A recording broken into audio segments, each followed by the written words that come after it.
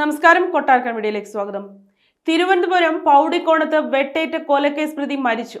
രക്തം വാർന്ന് ഗുരുതരാവസ്ഥയിലായ കുറ്റ്യാണി സ്വദേശി Joy medical college ആശുപത്രിയിൽ ചികിത്സയിലിരിക്കെ പുലർച്ചെ 2 മണിയോടെയാണ് മരിച്ചത്.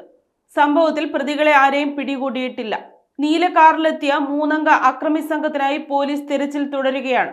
കാപ്പ കേസിൽ ജയിലിലായിരുന്ന ജോയി ദിവസങ്ങൾക്ക് മുമ്പാണ് പുറത്തിറങ്ങിയത്. പൗടിക്കോണം വിഷ്ണു നഗറിൽ വാടകയ്ക്ക് താമസിക്കുകയാണ് ജോയി.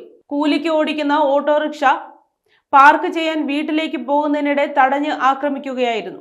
2 കാലിലും ഗുരുതരമായി പരിക്കേറ്റ ജോയിയെ പോലീസാണ് തിരുവനന്തപുരം മെഡിക്കൽ കോളേജ് ആശുപത്രിയിൽ പ്രവേശിപ്പിച്ചത്. വെട്ടേറ്റ് അരമണിക്കൂറിലധികം റോഡിൽ രക്തത്തിൽ കുളിച്ചു കിടന്ന ജോയിയെ ഒടുവിൽ പോലീസ് ജീപ്പിലാണ് ആശുപത്രിയിൽ എത്തിച്ചത്. അക്രമി സംഘത്തെ തിരിച്ചറിഞ്ഞതായി പോലീസ് അറിയിച്ചു.